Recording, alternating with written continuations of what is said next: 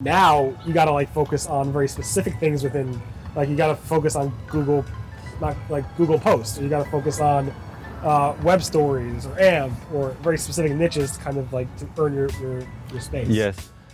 So the next topic, as you can see, people are constantly jogging by with masks on. I don't know what these guys do all day. I mean, if they're out of jobs or not. I mean, isn't it? It's 10 o'clock. People should be This is working, the kind right? of neighborhood where people just jog and eat.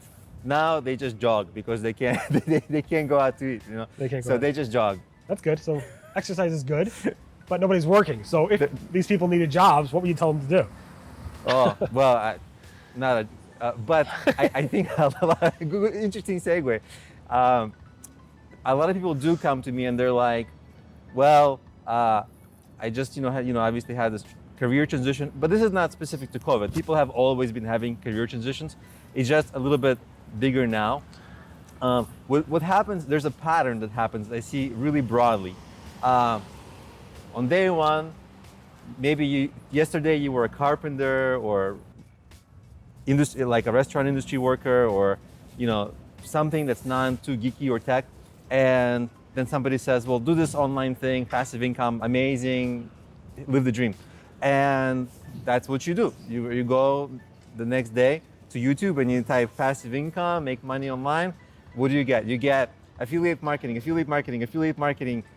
up for ClickFunnels, blah, blah, blah. Right. And they're like, oh yeah, sign up for ClickFunnels, affiliate marketing. The reason those videos are there is so that those people making those videos can make the commission of you. They're doing the affiliate marketing. And so people who are new, they're competing against, let's say nerds, like people who are in the online space 10, 15, 20 years, and it's really hard to get into a new field. Anything, if you were doing art or music, like if you're new, you need years and years of practice. But of course, people want to make money now. Right. So people start, okay, affiliate marketing, great, sounds amazing. And they get into this, and of course, they sign up for expensive programs. And then after 3 or 6 months, they're like, well, I just wasted $3,000 and I'm pretty much nowhere. But I also spent more than that because I also ran ads that didn't work. This is like really common story. Right. So then somehow I get them at this point, don't know why, but and then I have these conversations, well, let's look at fundamentals, what value do you provide, which by the way, the name Problemio.com, Yeah. what problem do you solve? I never explained that, but it was kind of a segue now. Oh yeah, I figured. So what problem is your business solving? What value do you provide? All that, those common business fundamental questions and conversations.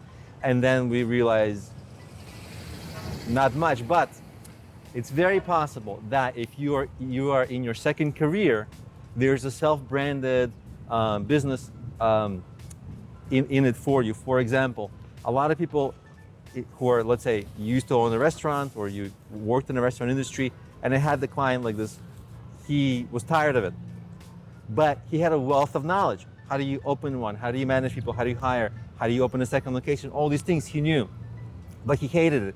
And he thought that teaching people, writing a book, creating a course, doing a YouTube channel, all the actual things that passive income that are more effective than the affiliate marketing. Yeah. Affiliate marketing does work, just not the way that you get ripped off. Just right. No, yeah. You got to put effort into it. Yeah. So if you're in a second career, you have expertise to share. That's, like I said, course, YouTube, book, coaching, which is kind of what I do now. So I know that business very well, and I've taken a few people from, okay, you have any expertise. Some people, they really say, I really don't, right, which is a harder conversation to have. But sometimes you're sitting on a gold mine, just don't know it yet because you think, because I'm tired of the old thing, burned out of the restaurant industry or whatever. Well, teaching it is very different than doing it. So, and I have a couple of industries like that myself, where I'm like, been there, done that, but teaching it, I can still do that. Right. And it's sometimes more lucrative to teach than being in a mature, competitive, difficult industry. Interesting. That's interesting. Yeah, I often speak to people, and they're not doing so well with SEO or whatever, and they don't even know what to write about or to generate content. I'm like, this is your business. This is what you love doing. what are your customers calling you about? What are their problems? Those are all story ideas. These are all things that people are searching for. So I 100% agree with you. Find something that you're passionate about, find that niche, and build out a business around that, and you can do really well if you know what you're talking about. Exactly. I think there's also a really important conversation to be had where those very same people, what are you going to write about? The very next questions they ask, can I outsource this entirely? Yeah. I don't want to write. Yeah. It's most people, right? And we're not even asking whether they're good writers. Right. But let's table that, because everybody will kind of say they are, even though they're not. And I don't think I am, but people read my stuff, so. You're amazing. Yeah. If they do start to write, they like 1 blog post, 2 blog posts, it's not going to rank by itself. No. And then they're like, oh, I didn't realize I had to write 100 over a couple of years. Yeah, it's commitment. And it's like by the way, it's like a part-time entire job. Yeah. Which they really weren't beckoning for. We don't know if it's their thing. Like, it's really only for some people to actually write, right? Right. So, like, actually, when people come to you and they're like, well, let's say I'm starting a restaurant site, whatever, teaching restaurant, do you actually recommend them to have a blog? Because I think it's a very common question. Should you? Because I think the SEO freelancers tell them have a blog so that they have something to write. It's a selling point. Well, having a blog is one thing. You got to publish, yeah. Publish Good stuff. But it's a significant investment of their time. 100%, yep. And I sometimes wonder, actually, this is an interesting point. I'm careful sometimes to suggest to people to have a blog, because writing's certainly not for everybody. Outsourcing the writing is probably more expensive than it will ever recoup itself, and likely will not be that great, because most of the time people tend to err on the cheaper freelancers. Right. And there's a lot of problems with the writing. So the focus I recommend is to separate your keywords into keywords that are content, like how to name your restaurant or how to open, those people aren't looking to buy anything from you. Those are just informational keywords. But a keyword like course or coaching on restaurant, that's a potentially 4-figure keyword, right? So Right. You actually need very few pages to make 5 figures, 6 figures from that page a year. If you do the SEO, if you choose the right keywords, and let's say you have a coaching program. Some coaching programs are not that lucrative, hourly, $50, $100 an hour, $200, not that lucrative. What's lucrative is if you have a 4-figure coaching program, not like we talked of affiliate marketing ones, actually a good one, where people actually get something at the end. And then you don't need that much traffic, and it's going to be for a non-too competitive keyword. You don't need that much traffic, you just need to convert it and into a lucrative program. So that way you don't have to compete with all the Amazons and the giants, which is impossible.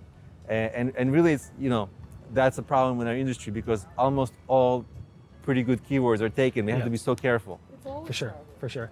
So I appreciate you having me here. This is a beautiful place. I assume you own all this water and all these buildings. By the These way, are all yours. You don't see it, but when you come around, over there, did you see the sunken ships? Yeah, those are yours too. Those are mine. All right, I I'll found them try on. to Awesome. There's like I appreciate 30 sunken ships. People just leave them and they sink. Cool. All right, It's cool. free parking So for can you ships. tell people in the camera how they can learn more about you, find you, hire you, or whatever? Thank you for watching. You can learn more about me on Problemio.com. And also, of course, don't forget to check out my t-shirts, waveifyoulike.com. Thank you very much for doing this. I appreciate it. So that was Alex. Very, very interesting guy. Disclaimer, he encouraged me to do a music video with him afterwards, which is not like me. So I did my best to try to act in a way that was appropriate for music videos. Also, just so you know, it just felt a little bit uncomfortable in general, just so many people around. I guess if you live here, it's like normal to see all these people walking around, but where I live is like far, far away. So hopefully it didn't come across in the video, and if it didn't, obviously I just mentioned it now. In any event, it was a really, really beautiful area here. Beautiful weather. No rain today, thankfully. It worked out. And I hope you enjoyed the view and conversation. Smart guy. Hope he does well with everything. And if that video does come out, I hope you enjoy it. And hope you enjoy the ride home. Bye-bye.